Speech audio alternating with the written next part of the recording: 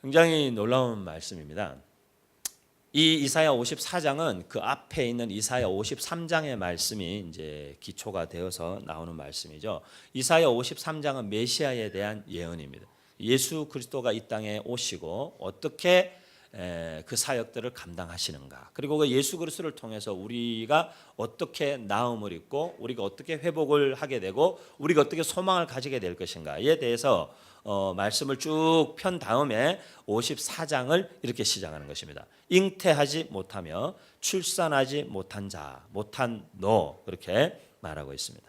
홀로 된 여인, 홀로 된 여인, 그리고 수치, 젊은 날에 수치를 당한, 어릴 때에 네가 결혼해서 남편을 얻었는데 그 남편에게 버림받고 과부가 되고 그 모든 너의 수치와 부끄러움, 그리고 하나님의 진노와 하나님의 자비는 없고 하나님의 진노와 하나님이 그 얼굴을 8절에는 잠시 가렸다, 그런 경우가 있어요. 신학에서는 이걸 이제 숨어버린 하나님 또는 숨어 계신 하나님, 그렇게 표현하는데, 도무지 찾아도 보이지 않는 하나님, 금식을 해도 기도원을 가도 성교지를 가도 성경을 읽어도 모든 노력을 다 하는데도 도무지 하나님이 보이지 않는 그 시간들, 그 시간들은 하나님이 자기의 얼굴을 가리신 거예요. 우리가 아무리 찾아도 그 시간에는 볼 수 없어요. 찾아도 만날 수 없습니다. 그런 시간들이 있죠. 이 주제를 설명하기는 너무 긴데, 하지만 아무리 찾아도 만날 수 없지만 변치 않는 사실 한 가지는 하나님이 계시지 않는 것이 아니라 하나님이 계시지만 자기의 얼굴을 잠시 동안 가리신 것입니다. 그렇기 때문에 그 하나님의 임재에 대한 확신이 여전히 우리에게는 소망이 되는 것이죠. 하나님께서 비록 그 순간 우리의 눈에 보이지 않는 것처럼 느껴지지만 하나님 그분의 임재는 여전하기 때문에 그 하나님의 임재의 확신이, 하나님께서 자기의 얼굴을 우리에게 가리신 것 같은 시간에도 우리를 견디게 하고 우리를 버티게 하고 우리에게 힘이 되고 소망이 된다는 것을 우리가 기억할 필요가 있는 것입니다. 관계성에 대한 말씀을 한 5주째 계속 생각하고 있습니다. 삼위일체 하나님께서 이 세상 천지 만물을 창조하고 계획하실 때부터 그분은 그 관계성 안에서 그 일을 행하셨고, 그것을 창조하셔서 만들어내신 이후에 인간의 창조의 극치로서의 가정을 구성하시면서 남자가 홀로 있는 것이 좋지 않다, 사람이. 그래서 여인과 함께 이렇게 함께 가정을 이루도록, 그리고 자녀를 주시고, 또한 그 사람과 천지 만물이 관계성을 맺도록 만드셨어요. 그래서 문화대명령이라고 하는 창세기 1장에 나오는 그 말씀은 하나님께서 사람에게 복을 주시고 그 사람을 통해서 이 온 세상 천지 만물을 다스리고 그 이름도 정하고 관리하고 정복하고 그렇게 하도록 만드신 것이, 하나님께서 사람을 통해서 천지 만물과의 관계성 속에 또한 그 사람도 살아가게 만드셨다는 것이죠. 그렇기 때문에 우리 인간의 존재의 모든 본질에는 이 관계성에 대한 갈망이 있다, 그런 말씀을 제가 드린 것입니다. 모든 사람은 다 관계성에 대한 갈망이 있어요. 생각을 해보세요. 왜 우리가 어릴 때는 무관심하다고, 우리 윤세인처럼, 우리 윤세인은 여자들이 싫대요. 무관심한 것처럼 보이지만 제가 볼 때는 싫은 거 아닌 것 같아요. 보니까 이렇게 살짝 이렇게 숨겨놓은 그 관심이 있는 것 같아요. 있는 것 같은데 그래도 예쁜 여자 보면 눈이 자꾸 돌아가는 거 제가 딱 보이거든요. 근데 싫다고 그러지만 나이가 들어가면서 그 이성에 대한 갈망이라는 거, 그것이 단지 본능적이고 육체적인 것일까요? 그것이 만약 단지 본능적이고 육체적인 것이라면 그런 본능의 욕구를 쫓아서 육체적 관계를 맺었던 사람들이 왜 그 관계가 영원히 지속되지 않는 것일까요? 그리고 왜 부부가 결혼해서 본능적이고 육체적인 관계가 있음에도 불구하고 서로에 대해서 만족하지 못하는 것일까요? 인간은 그런 본능적이고 육체적인 그 너머의 욕구가 그 안에 있는 것입니다. 그것이 바로 하나님 창조 때부터 우리 안에 DNA와 같이 넣어놓으신 관계성에 대한 갈망인 것이죠. 그것은 서로의 관계성에 대한 갈망일 뿐 아니라 그 관계성을 통해서 하나님이 온 세상 천지 만물을 움직여 나가고 계시는 것입니다. 그렇기 때문에 사실은 관계의 문제로 늘 생각해야 하는 것이죠. 사실은 환경이나 자연 생태계도 그것과 나와의 관계성의 문제로 우리가 봐야 하는 것이죠. 그래서 우리가 그냥 소비하고, 제가 그런 면에서는 이 마틴 부버가 대단한 사람인 것 같아요. 유태인이면서 독일에서 철학자요, 교육학자요, 신학자요, 사상가로 살았던 마틴 부버의 그 나와 너라는 이 얇은 책 한 권이 정말 놀라운 것 같아요. I and you의 관계와 I and it의 관계와 I and thou의 관계, 나와 너의 관계와 나와 그것의 관계와 나와 그분의 관계, 이 관계성을 이 세 가지로 그가 딱 정리한 것은 정말 놀라운 것인데 그 나와 너의 관계를 나와 그것 비인간화, 비인격화 시킬 때에 모든 비극이 거기서부터 시작된다는 것이죠. 그런 어떤 관계성, 그 관계성의 회복은 나와 그분, I and thou, 그분과의 관계성의 회복이 가장 모든 관계의 회복의 본질적 시작이다. 굉장히 이게 거의 100년 넘는 세월을 이게 진리로 먹힐 수 있는 그런 어떤 통찰력을 그가 그렇게 가졌던 것 같아요. 우리가 이 관계성의 문제를 한번 잘 생각해 보되 오늘은 조금 더 그 관계성의 폭을 좀 확장하는 지금까지 우리가 하나님과의 관계성 그리고 부부, 인간관계, 친구의 우정 그런 관계성이었다면 또 우리와 자연과의 이런 관계성이었다면 이제는 조금 하나님 나라 차원에서 어떤 성교 그리고 타민족 그리고 어떤 하나님 나라 안에서 우리의 사명 그리고 우리의 삶 그것과의 관계성에 대해서 우리가 함께 생각해 볼 수 있기를 원합니다. 옷이 좀 커 보이나요? 제가 살 빠졌다는 걸 자랑하고 싶어서 그런 게 아니고 제가 계속 이렇게 옷이 저한테 좀 이렇게 맞지 않는 것 같은 이 느낌에 제가 지금 계속 소매를 걷어 올리게 되는 이 이상한 제스처를 계속 하더라도 좀 이해해 주십시오. 그런데 우리 안에 관계성, 지난주에 함께 성숙해가는 관계성에 대해서 그 전주에는 마음과 마음이 통하는 관계성에 대해서 함께 평생을 살아가며 그 마음과 마음이 통하는 사람을 만난다는 것. 그 요나단이 다윗을 봤을 때에 딱 처음 봤는데 그가 아버지에게 이야기하고 있는 모습을 볼 때 마음이 연결이 되어서 저 친구하고 평생 같이 하고 싶다. 저 친구라면 진짜 평생에 내 생명을 줘도 아깝지 않겠다. 그런 마음이 확 통하는 어떤 스파크가 일어나는 그런 관계성에 대한 그리고 그 관계성 안에서 우리가 함께 성숙해가는 관계. 그러니까 어떤 의존적이거나 중독적인 관계 중독, 관계 의존적인 동반 의존적인 그런 이렇게 건강하지 않은 관계성이 아니라 우리가 정말 성숙한 사람들로서 내가 성숙함으로 그도 함께 성숙할 수 있는 관계성. 그리고 내가 성숙함으로 공동체의 구성원들도 함께 성숙할 수 있는 관계성. 그런 그 함께 성숙해가는 관계성에 대해서 살펴봤는데요. 오늘은 그런 함께 성숙한 공동체가 이제 그 감당해야 되는 어떤 사명의 관계. 제가 둘째 주에 그렇게 얘기했던 것 같은데요.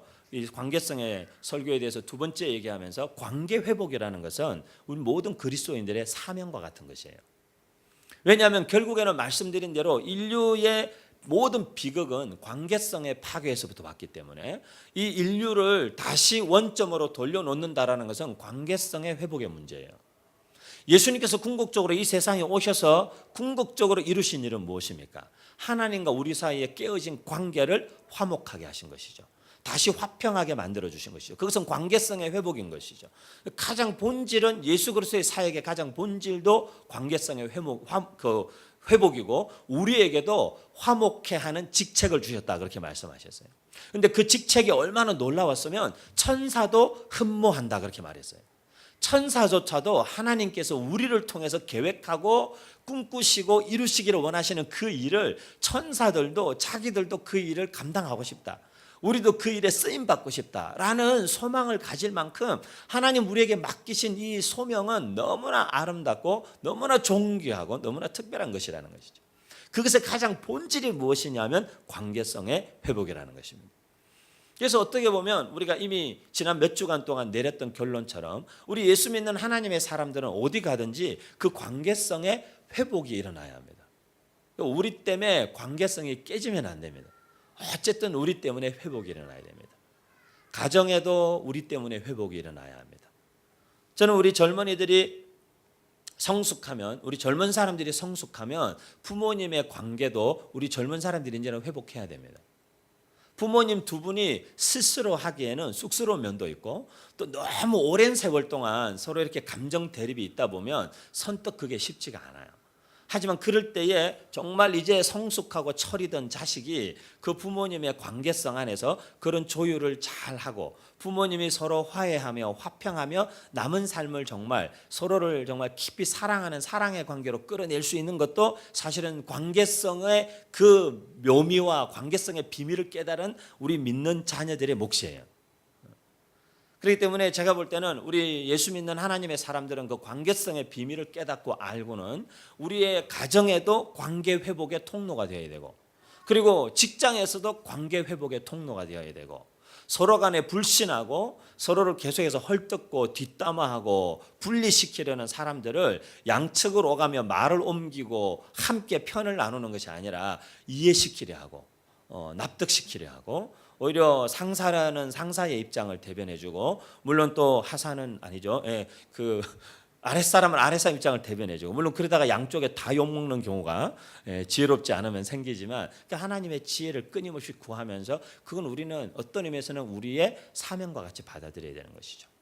가는 데마다 화평케 하는 자로 설 수 있는 것은 우리의 사명인 것입니다. 그 어떤 이런 관계성의 확장이 이제 계속 일어나야 돼요. 관계성의 확장이. 제가 볼 때는 여러분, 결국에는 사람이 재산이다. 그 말은 관계성이 좋은 사람이 부자다, 그런 말이잖아요. 관계성이 좋다라는 게 그저 아는 사람이 많다 이런 게 아니라, 아는 사람이 아니라 진정한 관계성을 맺을 수 있는 사람. 저 그런 분들, 저 사람들을 많이 만나고 많이 찾아오는 분들이잖아요. 정말 거의 매주 제 평생에 처음 만나는 사람을 항상 소개를 받고 만나는 그런 편이잖아요. 정말 많은 분들을, 이번 주에도 많은 분들을 많은 곳 다니면서 만나는데, 저 사람들을 만날 때마다 저는 늘 그 한 가지를 생각해봐요. 이분이 정말 진정성 있는 관계를 맺으려고 하시는 분인가?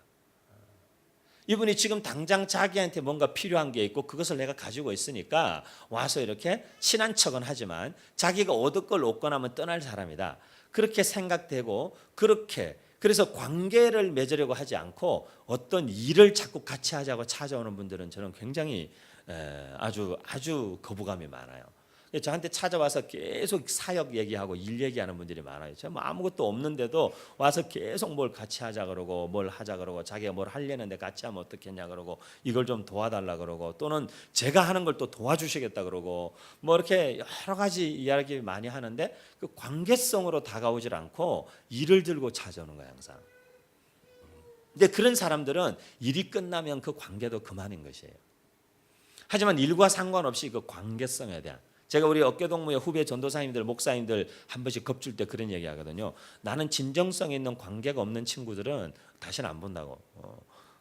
왜냐하면 평상시에는 연락도 없고 소통도 없고 대화도 없다가 자기 다급하면 찾아요. 막 사역하다가 뭐가 막히든지 어려움이 있든지 뭘 풀어야 되는데 안 풀리든지, 교회에 문제가 생겼든지, 관계에 갈등이 발생했든지, 담임 목사님하고 단목님하고 관계가 어려워지든지, 아니면 교육부 전도사인데 교육부 목사님하고 관계가 어려워지든지, 이런 어려움들이 생기면 이제 막 다급하게 막 찾으면 그래도 또 제가 매몰차게 못하니까 얘기는 다 들어주고 조언도 하고 풀어주고 기도하고 이렇게 하지만 이 관계성이 저는 아쉬운 거예요. 그것 때문에 그 사람이 밉다 이런 게 아니고 관계성이 아쉬운 거예요. 관계성이. 평소에도 늘 이렇게 관계를 맺고 있으면 얼마나 좋을까. 그런 관계성 안에서 우리가 이제 이 관계를 확장시켜 나가는, 사람이, 여러분, 무조건 사람이 재산입니다. 제가 볼 때는요, 하나님께서 여러분, 저는 우리 교회에 있는 우리 성도들의 숫자보다 저와 여러분을 통해서 하나님이 벌려놓으신 그 많은 사람들과의 관계성을 통해서 앞으로도 우리가 상상할 수 없는 일들을 하나님 하실 것이라고 믿어요. 저희가 볼 때는 지금은 하나님께서 우리를 계속해서 그 관계성을 훈련하고 준비시키는 시간이에요. 하지만 공동체가 그 관계성이 세틀다운 되고 나면, 그때부터 하나님이 우리를 왜 그렇게 만나게 하시고, 우리를 왜 그렇게 관계를 맺게 하시고 부대끼게 하시고, 벌써라도 집어치우고 기분 나쁘고 도망갈 수 있었는데 계속 하나님이 우리를 만나게 하시고 눌러있게 하시고 붙어있게 하셨을까? 그 이유를 발견하기까지 제가 볼 때는 버텨야 됩니다, 여러분. 버텨야 됩니다. 왜냐하면 관계성의 갈등과 충돌은 어느 공동체를 가도 항상 경험하게 되어 있어요. 제가 볼 때는 한 달이라도 두 달이라도 겪어본 사람이 낫습니다. 그래도 다른 곳에 또 가봐야 거기서 또 새롭게 시작해야 됩니다. 떠나면 또 새롭게 시작해야 합니다. 그렇기 때문에 부대껴야 됩니다. 그리고 저희 공동체에 조인하신 지 오래되지 않는 분들도 이제 본격적으로 여러분 충돌하시고 갈등을 일으키십시오. 그냥 이렇게 좋은 게 좋은 거라고 이렇게 생글생글 웃으시면서 왔다 갔다만 하지 마십시오. 가끔씩 얼굴도 붉히시고 기분 나쁜 티도 내시고 본격적으로 갈등과 충돌을 일으키십시오. 그래야만 우리는 성숙할 수 있습니다. 그래야만 우리는 함께 배워갈 수 있습니다. 함께 배워갈 수 있습니다. 우리 안에 서로의 이 관계성을 이렇게 확장되는 것을 가로막는, 우리를 가두는 그 감정들이 있어요. 그 몇 가지가 오늘 말씀 가운데 나타나는데, 그 첫 번째는 깨어짐이에요. 깨어짐. 오늘 본문에 나타나는 이 사람은 물론 하나님의 백성 이스라엘 공동체를 상징적으로 말하지만 하나님의 사람들을 얘기해요. 그런데 그 사람들이 관계가 깨어진 거예요. 그리고 그 마음이 깨어졌어요. 잉태하지 못한 자, 출산하지 못한 자, 이것은 성서시대의 문화적으로는 어떻게 보면 하나님의 저주를 받았다. 잉태하지 못하고 출산하지 못한다. 하지만 여인이 또 어릴 때 아내가 됐다가 남편에게 버림받았다. 삶에 굉장히 수치스러운 일이에요. 그것으로 인한 마음의 깨어짐이 있는 거예요. 문화적으로 자기의 처지를 볼 때에 깨어짐이 있고, 그리고 또 어떤 자기 개인 스스로가 느끼는 것, 어떤 마음의 깨어짐이 있죠. 가정이 깨어지는 데서부터 오는, 관계가 깨어지는 데서부터 오는, 그리고 늘 기도하고 소망하던 그 소망들이 깨어짐에서 오는 그 깨어짐이 우리 마음에 있어요. 그래서 시편 31편 12절에 그렇게 말합니다. 내가 잊어버린 바 됨이 죽은 자를 마음에 두지 아니함 같고 깨진 그릇과 같다. 그렇게 표현했어요. 사람들이 나를 잊어버린 것 같은 거야. 더 이상 아무도 나를 기억하고 있는 것 같지 않아요. 더 이상 누구도 나를 찾는 것 같지 않아요. 우리가 사실 그렇잖아요. 부모님 돌아가시면, 저도 아직 그 감정을 모르지만, 저는 그 감정을 모르지만 저는 늘 부모님 돌아가시는 것에 대한 두려움이 있었어요. 예전에는. 왜냐하면 저희 부모님이 저에게는 너무나 큰 그 영적인 진짜 바람막이요 병풍 같은 분들이시기 때문에 그분들이 별로 크게 뭘 이렇게 자주 만나지도 못하죠. 선교지에 계시니까. 뭐 1년에 한 번도 어떨 때는 못 뵙고 어떤 때는 뭐 2년에 한 번 정도 뵙기도 하고, 그렇지만 그 부모님이라는 그분들의 존재 자체가 저에게는 영적인 든든한 바람막이 같고 이렇게 기둥 같고 그런 분들이거든요. 방패 같고. 그리고 그분들이 날마다 늘 저를 위해서 기도해 주신다는 사실 자체가 얼마나 저를 용기를 얻게 하고 담대함을 얻게 하는지 몰라요. 그러다 보니까 제가 조금 더 젊었을 때에는 부모님이 돌아가신다는 사실 자체가 저한테는 굉장히 걱정거리였어요. 만약 어머니 아버지가 돌아가시면 생각을 해보세요. 누가 저를 위해서 기도해 준다고 해도 우리 부모님만큼 절실하고 간절하게 잊지 않고 매일같이 기도하실 분들이 있겠죠? 여기 계신 여러분, 있겠죠? 있을 텐데 그 마음의 그 허전함과 그 아쉬움이라는 것은 그 어떻게 비교할 수 없는 거예요. 다른 관계성과는 비교할 수 없는 거죠. 그런데 제가 부모님 돌아가신 분들은 그래서 어떻게 살까?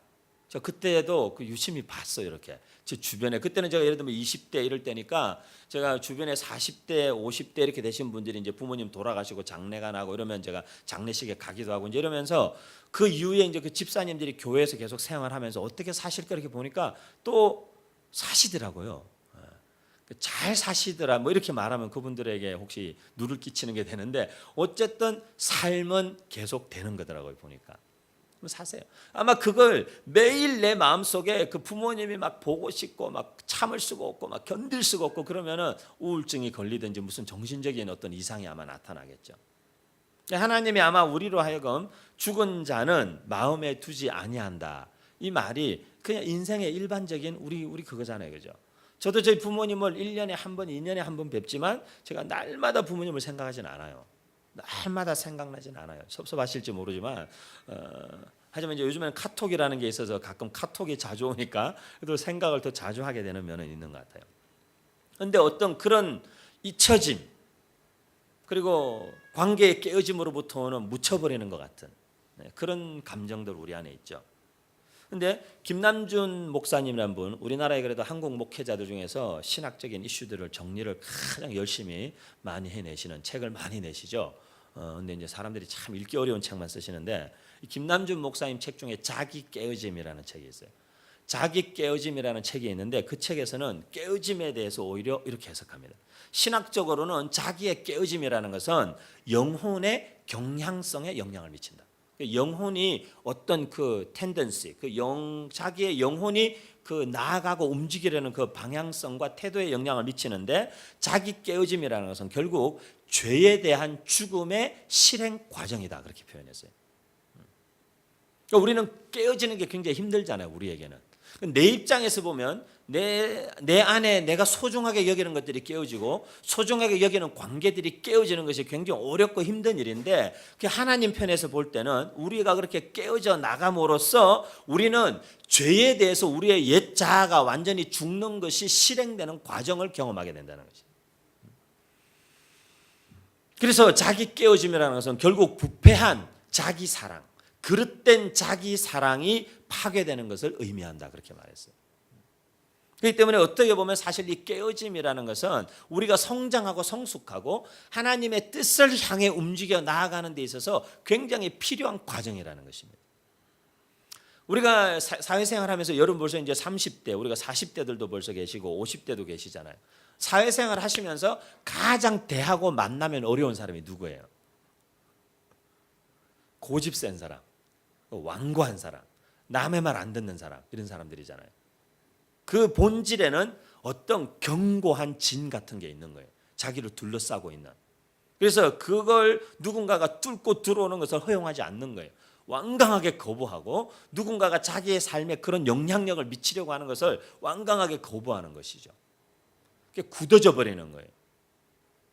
저는 제가 40대 이제 중반의 목사로서, 그리고 우리가 여기 40대들이 많이 있는데, 저는 늘 저의 우리 교회와 성도들을 향한 저의 가장 많은 기도 중에 한 기도는 그거예요. 하나님, 저희도 좀 이렇게 기존 교회와는, 기존 교회가 잘못됐다 이런 의미가 아니라 조금 다른 또 새로운 어떤 건강한 대안적인 몸부림을 해보려고 모인 사람들이고, 무슨 교회를 우리가 직분 때문에 나오는 사람도 아니고, 무슨 교회에서 무슨 뭘 일을 맡겨주니까 교회로 오는 것도 아니고, 그런 것들에 의미를 두지 않고 정말 하나님을 사랑하고 그 하나님 안에서 만나진 이 관계로 인해 감사하고, 그리고 이렇게 모여서 우리가 멀리 보고 우리의 자녀들을 함께 하나님의 사람으로 양육하고, 그리고 우리의 삶의 현장에서, 직장과 가정에서 한 사람 한 사람이 하나님 앞에 그래도 정직하게 거룩하게 살기 위한 몸부림을 하는 그런 어떤 사람들의 공동체로서의 교회로 우리가 모였다 하지만, 우리도 그래도 나이가 들어가면서 42대가 넘어가고 50대가 되고 하면서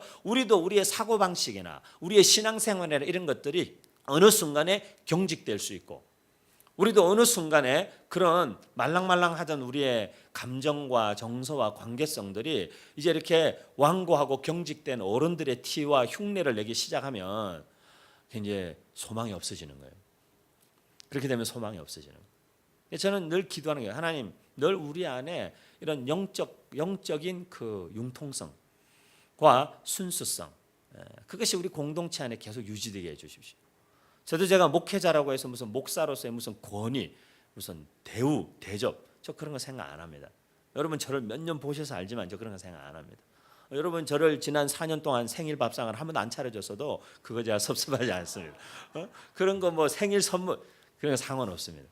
그런 거 전혀 상관. 그리고 뭐 주일날 늦게 기도하고 올라가면 어떤 의미에서 담임 목사, 지금은 제가 더 높아진 원로 목사인데도 올라가면 배고프다고 젊은 것들이 밥 다 먹고 먹을 밥도 안 남겨놓고, 그런다고 해서 뭐 속상하고 그런 거 없습니다. 그런 거 없습니다. 전사님 보고 가서 사오라 그러면 되니까 괜찮습니다. 괜찮은데 그런 게 아니에요. 교회 안에서 그런 불필요한 긴장감, 불필요한 어떤 권위의식, 그리고 내가 교회를 몇 년 다니면서 생기는 그 관록으로 어떻게 교회 안에서 이렇게 해보려는 그런 어떤 불필요하고 아주 비본질적인 요소들이 우리의 삶에 자리 잡지 않아야 되는데, 우리의 개인적 자아도 마찬가지라는 거예요. 우리의 개인적 자아도 시간이 지나면서 우리도 모르는 사이에 우리만의 습관과 우리만의 사고와 나의 그 경험들에 의해서 형성되어지는 사고와 그 세계관이 우리를 아주 견고한 진과 같이 만드는 것들이 있다는 거예요. 근데 그것들을 하나님이 지속적으로 어떤 과정들을 통해서 깨뜨리시는 것이 은혜라는 거예요. 그래서 그 깨어짐의 문제라는 것은 굉장히 아픈 것이지만, 그것을 통해서 자기 해체가 일어나고 그것을 통해서 견고한 진들이 무너지면서 사실은 우리가 다시 한 번 더 말랑말랑해지는 거예요. 하나님 앞에 그 순수함과 신앙의 순수함과 원형질로 다시 한 번 또 돌아가게 되는 것이죠. 그래서 하나님은 오히려 시편 51편 17절에도 말씀하셨잖아요. 하나님이 구하시는 제사, 하나님이 찾고 원하고 기뻐하는 제사는 오히려 상한 심령, 깨어진 심령으로 나오는 제사다.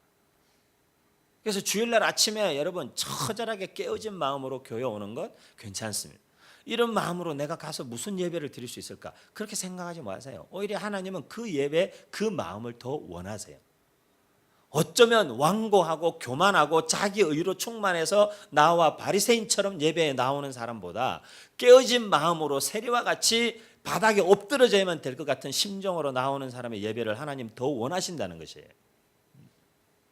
그렇기 때문에 내 삶의 깨어진 문제라는 것, 내 삶의 연약함이라는 것, 내 삶의 부족함이라는 것은 세상이 볼 때는 그것은 우리의 연약함과 부족함이 되고 비웃음거리가 되고 조롱거리가 되지만 우리의 삶에 있는 연약함과 깨어지는 그 모습 자체가 하나님 아버지께서 보실 때는 가장 귀하고 만들어져 가고 있고 변화되고 있고 자기 해체가 일어나고 오히려 주님을 더 향하게 되는 그 삶의 경향성의 변화가 일어나는 너무 하나님 보시기에 소중한 시간이고 과정이라는 것이에요.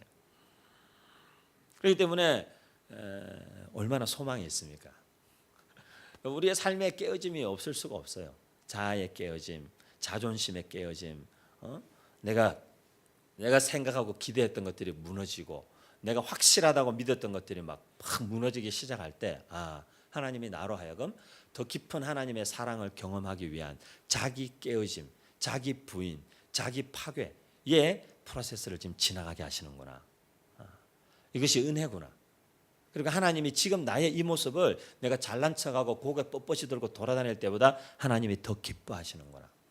더 원하시는구나. 하나님의 더 가까이 하심이 이럴 때 나타나는구나. 그 마음을 우리가 붙잡아야 되는 것이죠. 두 번째는 수치심입니다. 수치심. 여러분 그 시편 말씀에서요. 요즘에 얼마나 좋아요. 여러분 성경 어플에서 수치라는 단어를 쫙 검색해 보세요. 수치. 그리고 돋보기 모양을 딱 누르시면 성경 구절이 쫙 나오잖아요. 근데 수치를 검색해 보세요. 시편에 수치라는 말이 엄청나게 많이 나와요.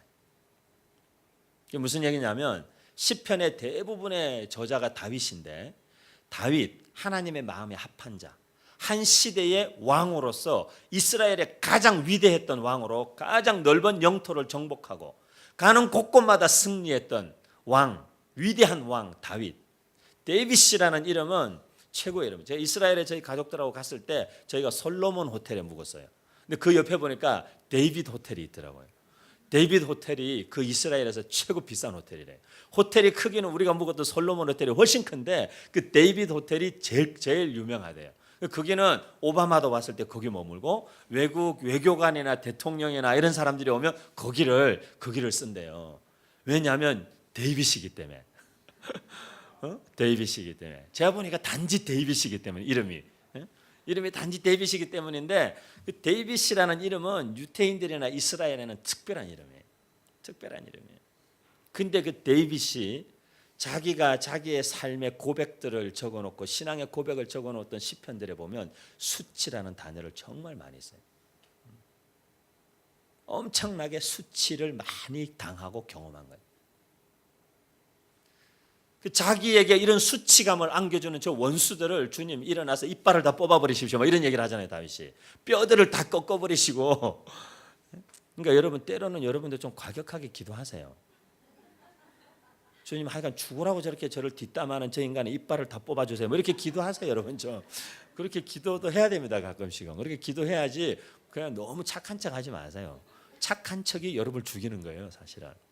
너무 착한 척 하지 마시고 이미 주님은 우리의 본질을 다 아세요. 성질머리를 다 아시기 때문에 성질대로 기도하세요. 그냥 주님 하여간 저 인간 이빨을 다 뽑아버리시고 뼈가 바짝 말라 골 다공증이 걸려가지고 하여간 걸어가다 넘어져서 뼈가 부러지게 하시고 뭐 이렇게 구체적으로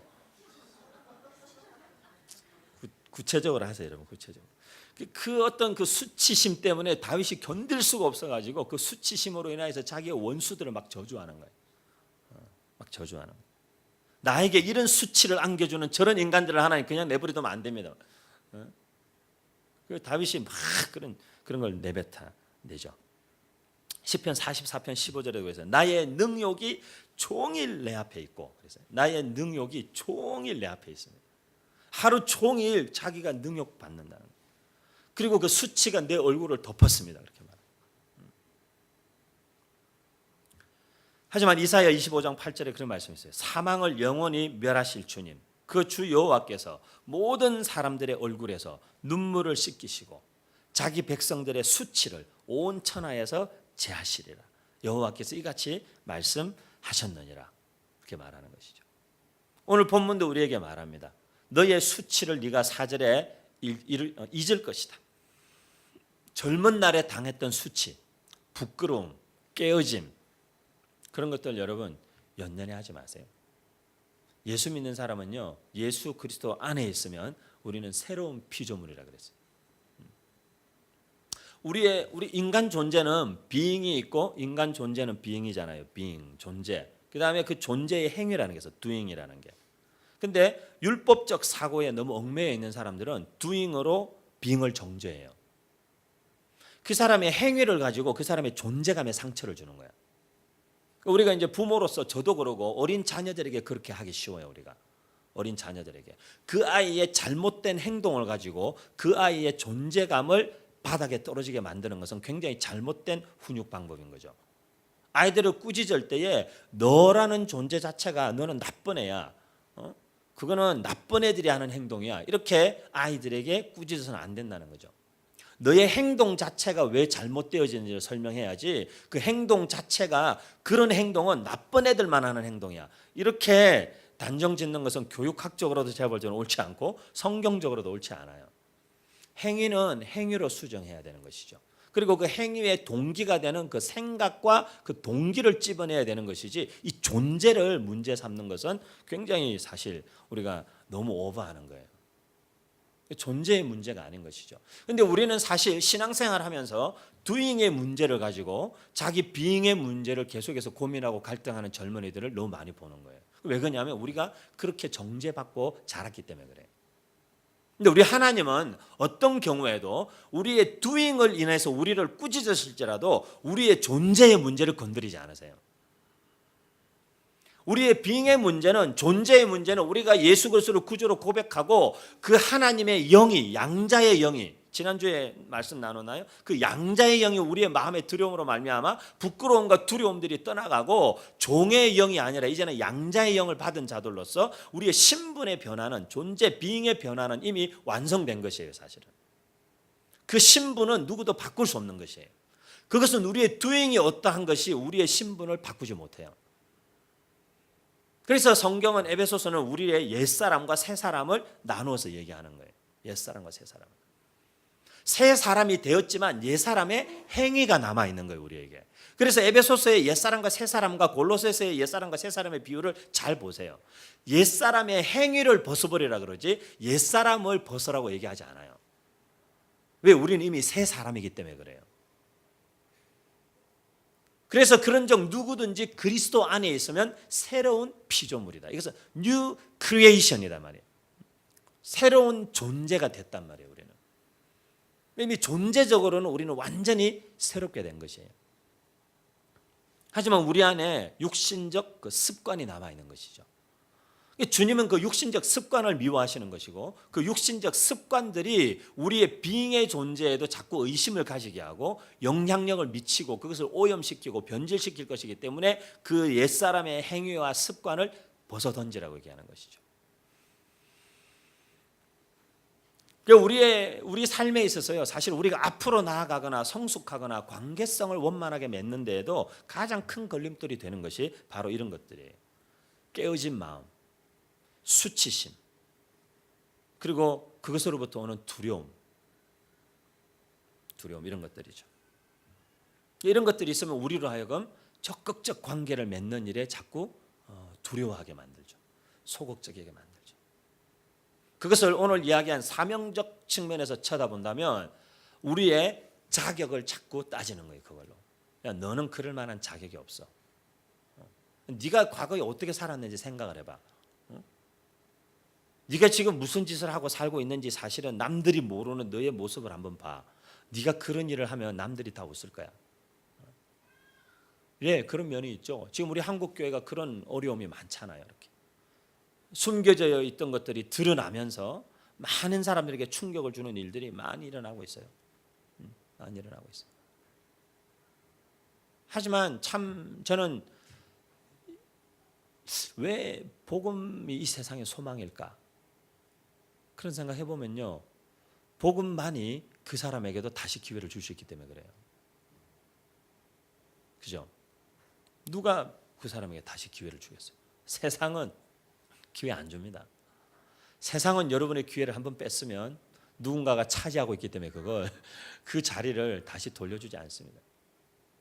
하지만 우리의 삶의 과거의 깨어짐이 얼마나 심각했던지, 우리의 삶의 과거의 수치스러운 일들을 우리가 얼마나 행하고 수치를 뒤집어 썼던지, 그로 말미암아 우리의 삶에 있는 어떤 그 두려움들이 얼마나 크든지, 그 존재에게 다시 기회를 줄 수 있는 유일한 것은 복음밖에 없어요. 그 존재에게 다시금 문을 열어주고 다시금 일어설 수 있도록 자리를 열어줄 수 있는 것은 교회밖에 없어요. 이번 여름에 우리 요셉 전사님이나 우리 청소년 사역자들이 청소년들한테 이렇게 말씀 전하고 나누면서, 또 우리 소년원 가서도 말씀 전하고 나누고 이러면서 그런 얘기했다. 들킨 죄인과 안 들킨 죄인. 사실 우리도 따지고 보면 그 둘 중에 하나 아니에요? 한 사람은 죄를 지었는데 그 죄가 들켰어. 한 사람은 죄를 지었는데 죄가 안 들켰어. 그래서 그냥 일상생활을 하고 있고, 한 사람은 소년원에도 가 있고, 사람들에게 수치도 당하고 욕도 먹고 하지만 이 세상에는 들킨 죄인과 안 들킨 죄인밖에 없는 거예요. 그렇기 때문에 우리의 삶에 있는 그런 부분들에 있어서 그것에 얽매여 있는 동안에는 사명과 관계성의 확장이나 함께 동반 성숙하는 관계성이나 이런 성숙한 관계성이 일어나기가 참 어렵다는 것이죠. 그래서 이 문제의 해결의 시작은 예수 그리스도를 말미암은 하나님과의 관계의 회복, 거기서부터 시작되는 것이죠. 그것이 우리의 과거입니다. 부끄러운 과거입니다.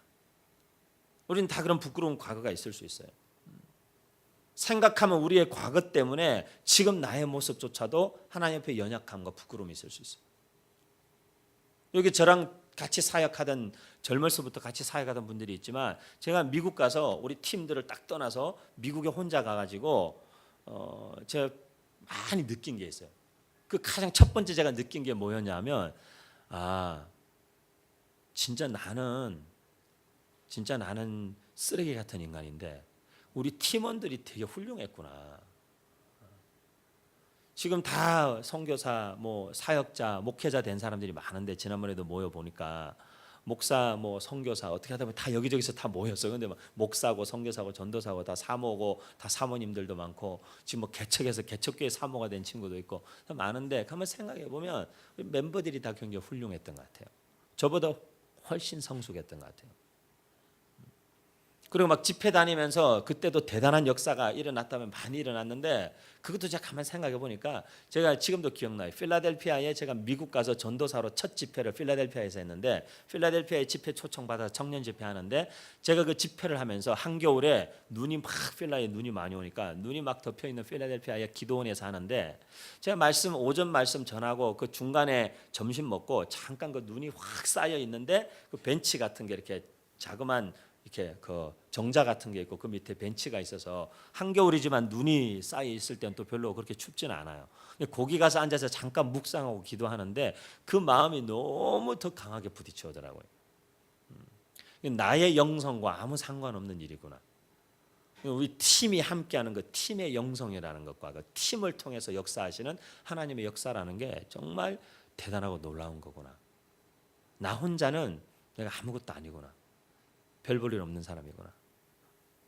어제 저녁에도 인천에서 집회하는데, 온누리 감리교회라는 그 교회에서 청년 집회를 하는데, 일일 부흥회 하는데, 우리 어깨동무에 오는 하흥수 전도사라고 우리 가족 수양회 때 예배인도 했던 하존사 그 메제스티 미니스트리라는 예배팀과 함께 사역했어요. 그 팀이 예배인도 한 1시간 하고, 제가 설교하고 같이 기도에 계속 인도하고 한 2시간 반 정도 집회를 했는데, 어제도 하나님 정말 은혜를 많이 주셨어요. 정말 젊은이들 많이 하나님 만지시고 새롭게 하시고 은혜를 주셨는데, 제가 그것도 어제도 느끼는 게 이렇게 팀으로 같이 사역하니까 너무 좋은 거예요. 팀으로 같이 사역하니까 함께함에서 오는, 저는 우리 공동체에 대해서 우리가 함께 기대하고 꿈꾸는 거 그거예요. 우리의 과거에 우리가 서로 만나기 이전에 있었던 어떤 문제들을 가지고 서로를 힘들게 하는 관계는 빨리 벗어나야 된다는 거예요. 우리는 새롭게 만난 사람들이잖아요. 새롭게 만난 사람들이 그 새롭게 만난 관계가 더 성숙해 가기 위해서는 우리가 서로를 만나기 이전에 갖고 있었던 그 문제들을 솔직하게 인정하고, 내게 그런 깨어짐이 있다는 걸 인정하고, 제가 말씀드린 소그룹 모임할 때 제일 먼저 여러분의 정체를 밝히세요. 저는 성질이 더럽습니다라든지 이렇게 그 정체를 밝혀야 돼요. 안 그런 척하고 그냥 있다가 나중에 한번 욱 하시면 모두 다 화들짝 놀라니까 미리 얘기하셔야 돼요. 미리 얘기하셔서 저는 성질이 좀 안 좋습니다. 저는 이런 문제를 건드리면 상당히 예민해집니다. 뭔가 저는 밥을 굶으면 화가 납니다라든지 이렇게 뭔가 여러분 스스로의 정체성들을 밝히세요. 제가 그런 문제가 있지만 여러분과의 건강한 관계성 속에서 함께 성숙해가고 함께 세워지기를 원합니다. 그런 마음들을 우리 안에 가져야 됩니다. 과거의 그 모든 무거운 짐들을 벗고 우리가 앞으로 이제 살아내야만 하는 현재, 이걸 몇 가지만 생각해 보요. 우리가 살아내야 되는 현재가 있어요. 첫 번째가 오늘 본문이 우리가 뭐라고 말하냐면 장막 털을 넓혀라 이렇게 말합니다. 장막의 털을 넓혀라. 오늘 본문 2절 말씀이 이제 오늘의 결론인데, 네 장막 털을 오히려 넓혀라 이렇게 말합니다. 우리는 이런 과거들이 있으면 오히려 움츠러들기 쉬워요. 그죠? 근데 움츠러들지 말고 오히려 장막 털을 넓히라고 주님 말씀하시는 거예요. 굉장히 놀라운 말씀이죠. 사실 그 말은 우리 인생의 문제는 대부분 다 그래요. 우리가 어떤 위축되는 상황이나 문제들이 있을 때에 사실은 위축되면 안 되고, 그럴 때일수록 사실은 더 어떻게 보면 움직여야 돼요. 금식할 때도 방구석에 가만 앉아 있으면 계속 배고프고 나중에는 장판까지 쥐포로 보일 수도 있기 때문에 금식할 때도 집에 가만 앉아 있으면 안 돼. 계속 다녀야 돼요. 계속 다녀야 돼. 활동을 해야 돼. 계속 움직여야 돼. 무슨 일인가를 해야 합니다. 사실은 그런 거죠. 우리는 상황과 환경 속에 있을 때 제가 그런 얘기 가끔씩 드리잖아요. 우리가 태어나는 상황, 내게 내던져지는 상황, 시대적인 상황, 이런 것들을 우리가 선택할 수 없어요. 우리가 선택할 수 없는 것들이 있지만 그 안에서도 내가 선택할 수 있는 것은 여전히 있어요.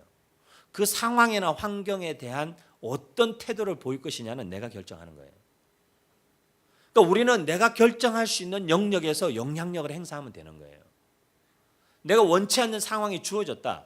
그럼 그 상황에 눌려버릴 것이 아니라 그 상황 가운데에서 내가 어떤 태도로 이 상황을 맞이할 것인가. 그 태도는 우리가 결정할 수 있는 것이죠. 창세기 13장 17절에 아브라함에게 하나님 말씀하셨어요. 너는 일어나서 그 땅을 종과 횡으로 두루 다녀봐라. 내가 그 땅을 너에게 주마. 롯과 둘이 재산이 많아지고 숫자가 많아지니까 같이 공존하기 힘들었어요. 양떼도 너무 많으니까 양 물 먹이는데도 서로 싸우고 다투니까, 야, 안 되겠다, 우리 이제 분리하자. 너무 커졌으니까. 너 어디로 갈래? 애굽 땅 같고 여호와의 동산 같고 물이 넘치고 풀이 넘치고 성이 있고 문화가 있는 롯이 먼저 거기를 탁 택했어요. 아브라함의 눈에 보이는 것은 황량한 광야밖에 없었어요. 하지만 하나님은 아브라함에게, 아브라함아 일어나봐. 네가 지금 있는 거기서 네가 땅을 종과 횡으로 다녀봐라. 그 전에 네 눈을 들어, 15절에는 눈을 들어 동서남북을 바라봐라. 네 눈에 보이는 땅, 네 밤로 밟는 땅 다 너한테 주마. 다 너한테 주마. 하나님께서는 우리가 사실 위축되어 있기를 원하는 것은 하나님의 뜻이 아니에요. 이런 어떤 과거의 문제들로 인해서 위축되어 있기를 원하는 것은 하나님의 뜻이 아니에요. 그건 사단의 사실은 공격이에요. 예수 그리스도의 그 십자가의 사건의 그 놀라우심과 그 권능과 그 능력을 축소시키려는 사단의 공격이고 속임수예요. 우리가 그리스도 안에서 우리의 과거를 다 벗어버리고 하나님 앞에서 정말 깊은 회개와 각성과 내 삶의 깨어짐들을 해체되는 시간들을 경험하고 다시 일어서 우리를 무너뜨릴 수 있는 사단의 굉장히 견고한 무기가 있는데, 그것이 바로 이 죄책감이라는 거예요. 수치심, 부끄러움, 두려움, 그런데 그럴 때일수록 우리는 위축되면 안 된다는 거예요. 주님께서 말씀하시고 오히려 장막터를 넓혀라. 그리고 너의 처소의 휘장을 넓게 펴라. 넓히라는 거예요. 오히려 그럴 때일수록 여러분 혼자 고립되지 마시고, 저는 그런 분들 많이 봐요. 어려울수록 사람들을 더 많이 먹이고 대접하고 접대하는 분들 제가 봐요. 이렇게. 제가 교회 생활을 40몇 년 했잖아요. 제가 교회 생활을 40몇 년 했는데 교회에서 교회에서 자란 사람 아니에요. 교회 생활 감안하면서 제가 어려서부터 얼마나 많은 성도들을 봤겠어요. 어려서부터 제가 많은 성도들을 봤잖아요. 근데 그 성도들 중에 아주 특별한 분들이 있어요. 보면. 어려운데 어려울수록 하여간 더 먹이고 더 나누는 사람들이 있어요. 근데 그런 분들은 보면 하나님이 어려운데도 그 마음에 남들이 없는 여유와 풍성한 마음을 주시는 거예요. 마음을. 그리고 다 그렇게 먹이고 싶어 하는 분들이 있어요. 제가 이전에 목회할 때도 담임 목회할 때도 우리 집사님 한 분이 항상 집에 와서 뭐 먹으라고. 이제 국수 좋아하니까 항상 그냥 국수. 제가 이제 이게 금식을 한 2주 하고 나서 이 국수를 먹는 걸 꺼려하게 된 이 슬픈 현실을 여러분 이해하실지 모르겠는데, 제가 어쨌든 이 기름기와 밀가루를 멀리하기로 작정했기 때문에 이 제 평생에 주님 주신 국수 먹는 즐거움을 제가 포기해야 되는 엄청난 지금 기로에 서 있는데, 쌀국수도 먹을 수가 없어요. 탄수화물 먹으면 안 되니까. 이러면 언제부터 인생이 이렇게 참 불행해졌는지 알 수가 없는데,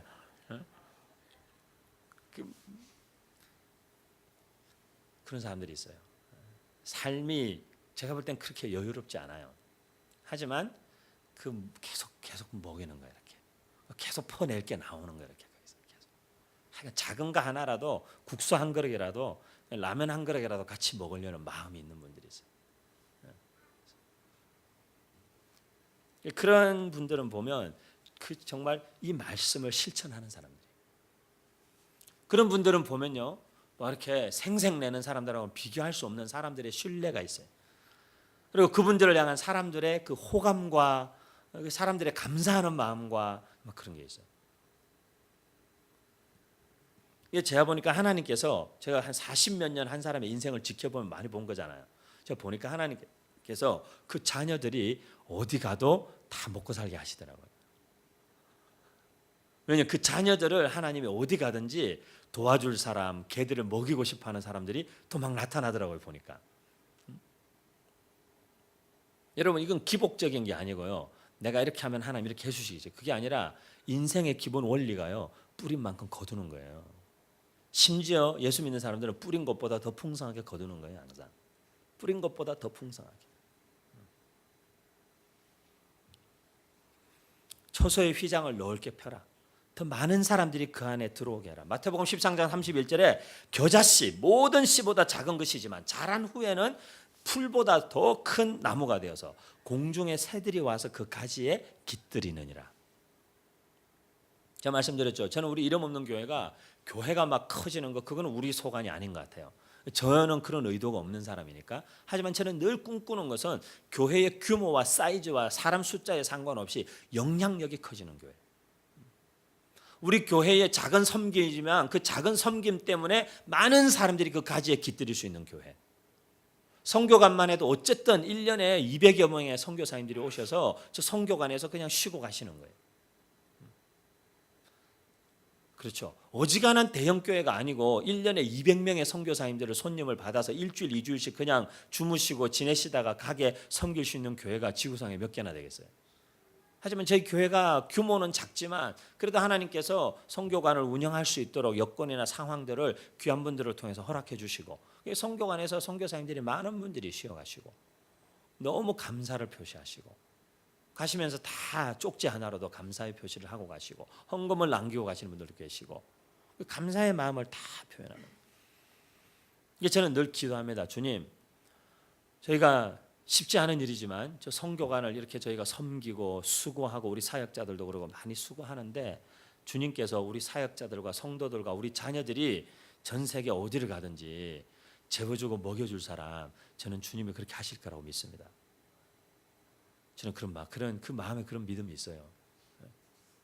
그리고 그런 관계성들이 하나님께서 우리를 반드시 그렇게 할 겁니다. 저는 그게 보여요. 여러분은 어디를 가셔서 어려움이 있으시거들랑 아무나 붙잡고 물어보세요. 혹시 이름 없는 교회를 아냐고. 그러면 도와줄 줄 몰라요. 그런 분들이 저는 나가 다니면서 많이 만나요. 처음 보는 분인데 이름 없는 교회 여기 왔었대요. 자기 이 기도 모임 우리 선교 단체 모임 많으니까 저 여기 왔었다는 거예요. 저 모르는 분이에요 전혀. 선교사님도 이번 선교한국 대회에서 이렇게 선교사님 이렇게 했는데 여기 와서 주무신 적이 있다는 거예요. 저는 못 뵌 분인데 다녀가시는 동안에 여기서 주무신. 줄을 길게 하고 말뚝을 견고하게 해라. 여러분 생각해 보세요. 마음이 불안한 사람들은 무슨 일에 그 견고함이 없어요. 왜냐하면 언제 걷어치워야 될지 모르거든. 그죠? 길거리 포장마차 하시는 분들이 식탁 갖다 놓고 무슨 앤틱 가구 갖다 놓고 하시는 분들 봤어요? 길거리 포장마차는 다 플라스틱 의자예요. 빨리 들고 날라야 되니까. 빨리 후다닥 접을 수 있는 그런 걸 해야지 거기다가 뭐 돌 식탁을 갖다 놓고 대리석 식탁 갖다 놓고 앤틱 가구를 갖다 놓고 장사하는 포장마차는 없어요. 뉴욕에 늘 이렇게 미국 우리 그 기독교 역사 탐방 가면 맨하탄에 이렇게 가면 자유의 여신상 있는 그 끝에 거기 딱 그 월스트리트 그 시작되는 그 끄트머리에 가면 거기 항상 있는 사람들이 있어요. 흑인 우리 흑형들께서 주로 계시는데 그 007 가방 같은 거 좀 큰 007 가방을 딱 열는 순간 시계가 쫙 해서 시계가 그거 사라고. 근데 딱 이렇게 하다가 저쪽에서 이제 딱 단속하는 사람 떴다 그러면 가방 딱 닫아서 빨리 들고 막 이제 어디론가 순식간에 없어져요. 근데 한두 분이 아니야. 한두 분. 그거 딱 열면 시계. 그리고 가방 딱 열면 안에 막 핸드백이 막 들어있어요. 백이 들어있고 그거 파시다가 누가 온다 그러면 막 둘러매고 바로 뛰시는데 그 이민 가방을 흑형들이 매니까 핸드백 같이 보이더라고. 근데 그거 막 들고 뛰시는 거죠. 들고 뛰시는 건데 근데 그 마음이 불안정한 사람들 이게 언제 접어야 될지 모른다. 그런 사람들은 뭘 이렇게 단단하게 뿌리 내리고 한다는 게 어렵지만 예수님께서 예수 믿는 사람들은 그렇게 하면 안 된다는 거예요. 예수 믿는 사람들은 우리의 어떤 과거에 우리의 어떤 상처와 우리의 부끄러움과 우리의 연약함 그런 것 때문에 아무것도 못하는 사람 되면 안 된다는 거예요. 예수 믿는 사람들은 그런 부끄러움과 두려움과 어려움이 있을지라도 우리 예수 믿는 사람들은 거기에서 사실은 믿음의 진보가 있을 수 있도록 사실은 그 한계 상황을 돌파할 수 있는 방향으로 움직여야 되는 거지. 그 한계 상황에 갇혀버리는 사람이 예수 믿는 사람 아니라는 거예요. 하나님이 얼마나 크고 놀라우신지를 우리가 확실히 믿는 사람들이라고 해보세요, 여러분. 하나님이 얼마나 전능하시고 하나님이 얼마나 위대하시고 하나님이 얼마나 큰 분이시고 그 크고 위대하고 놀라우신 하나님이 나의 아버지가 되시고 나와 함께 하시고 약속을 지키시는 분이시라는 사실을 확실히 믿는다고 생각해 보세요. 그러면 나의 상황, 나의 처지, 나의 환경 이런 건 상관없는 거예요. 우리는 거기에서 다시 한번 도전할 수 있는 믿음의 용기가 거기에서 나오는 거예요. 예수 믿는 사람들의 용기는 자기에게 있지 않아요. 하나님께 있는 거지. 예수 믿는 사람들의 담대함이라는 것, 도전할 수 있는 마음은 나의 환경과 우리 교회의 형편 처지에 있지 않아요. 그것은 그 자신감과 그 담대함은 하나님께 있는 거예요. 저는 그래서 우리 성도들과 우리 교회적으로도 또 우리 성도들 한 사람 한 사람 여러분의 삶에도 움츠러드는 인생은 이제 청산하기를 원해요. 여러분의 과거 때문에, 여러분의 상처 때문에, 여러분의 부끄러움 때문에, 여러분의 깨어진 상황과 관계성들 때문에 움츠러드는 모습, 오그라드는 어깨는 이제 좀 활짝 펴시고 예수 그리스도 안에서 이럴 때일수록 우리가 더 어떻게 해야 할 것인가를 생각하는, 이럴 때일수록 더 어떻게 하나님의 나라를 위해서 우리가 무엇에 도전하고 무엇을 섬길 것인가를 더 적극적이고 능동적으로 오히려 하나님께 구하고 찾는 그런 영적인 담대함과 그런 영적인 도전이 우리의 삶에 일어나고 우리 교회적으로도 일어나게 되기를 축복하는 것입니다. 저는 모르겠어요. 하지만 하나님께서 학교에 대한 마음을 주셨으니까 어쨌든 학교를 어떻게 할지 모르지만 지금도 계속 이야기는 진행 중이에요. 유치원 그리고 초등학교 과정. 시작하기 위해서 계속 여러분들과 가르칠 분들과 장소 여러 가지 이야기가 계속 진행 중이에요. 조만간에 이제 결론이 확실한 결론이 납니다. 이제 결론이 나고 당장 9월부터 시작할 수는 없어도 유치원과 초등학교 과정을 내년부터 이제 내년 초부터 시작하기 위해서 계속 이야기가 진행 중이에요. 여러분 계속해서 그 문제를 위해서 기도해 주시고 여러분이 이제 판이 벌어지면서 하실 수 있는 일들이 많이 있어요. 하실 수 있는 일들이 많이 있어요. 이번에도 제가 봉화에 방지일 목사님 기념사업회 봉화 영수원이 기념사업회에서 리모델링한 폐교를 리모델링한 건데 거기에 주일학교부터 청소년들까지 학생들 한 30명 모이고 우리 사역자들, 청년들, 발런티어들 투입돼 가지고 같이 한 4박 5일, 5박 6일 거기 4박 5일 지내는 거 보면서 그냥 이렇게 학교하면 되는 건데 애들도 너무 행복해하고 별의별 놈들이 다 왔어요. 하지만 그게 별의별 선생님들이 사역자들이 또 다 있다 보니까 다 잡히더라고 알아서. 하여간 양떼들은 우리 요셉 전사가 딱 책임지고 양떼 기질인 애들은 벌써 딱 가서 붙더라고 요셉 전사한테. 지들이 가서 붙어요 막. 지들이 보니까 양떼 무슨 자석 같은 친구인 것 같아. 약간 양떼 기질인 애들은 그냥 가서 붙어요 막 그냥 가서 붙는데 전혀. 그냥 그렇게 하면 되겠구나 그냥. 같이 뒹구는 사람, 가르치는 사람, 밥 먹는 사람, 이야기 들어주는 사람, 놀아주는 사람, 예배 인도하는 사람 보니까 같이 삶으로 안 가르치면 뭘로 가르치겠습니까? 저는 하나님의 성품을 신뢰합니다. 저는 하나님의 성품을 신뢰합니다. 농담 아니고 제가 그 생각 해봤어요. 아브라함 때부터 지금까지 4,000년 정도 어림잡아 계산할 수 있는데 4,000년 정도 약속을 지키신 분이면 앞으로도 지키겠구나. 제가 그런 생각을 해봤어요. 목사답지 않게 그렇게 뭐 신학적인 생각은 아닌데 하지만 제가 생각해봤어요. 아브라함부터 지금까지 한 4,000년 동안 하나님 자기 말씀에 약속하신 대로 창세기 12장에 뭐 창조론에 대한 논쟁은 제쳐놓고도 창세기 12장 아브라함에게 약속하신 그 약속을 지금까지 지키시는 하나님이시면 앞으로도 약속을 안 지킬 리가 없겠구나 이분은. 저는 그 하나님의 성품에 저의 모든 것을 걸었습니다. 저는 그 하나님의 성품에 우리 교회의 모든 것을 걸었습니다. 저는 그 하나님의 성품에 우리 다음 세대의 미래를 걸었습니다. 저는. 그분의 그 성품은 신실하시고 변함없으시고 약속은 이루시는 분이시기 때문에 저의 능력 아니에요. 저의 인맥 아니에요. 하나님의 성품입니다. 하나님의 전능하심입니다. 그분의 신실하심입니다. 사랑하는 성도 여러분, 사실은 이렇게 길게 얘기할 것도 없고 한 가지 얘기였어요. 한 가지 얘기, 조금 억울하시겠지만 한 가지 얘기하고 싶었던 거예요. 나를 버리고 주님을 얻으세요. 그게 우리 인생에 이렇게 표현하면 또 제가 타락한 목사가 될 수도 있는데 성공할 수 있는 비결이고 그게 우리 인생에 자유가 임하는 그 터닝 포인트가 거기에 있어요. 그게 우리의 인생의 미래에 어떤 미래가 닥쳐와도 걱정하지 않을 수 있는 그 안정감이 거기에 있어요. 오히려 안 될 것 같은 상황에서 도전할 수 있는 용기가 거기에서 나옵니다. 나를 잃어버리시고 주님의 그 성품을 붙잡으세요.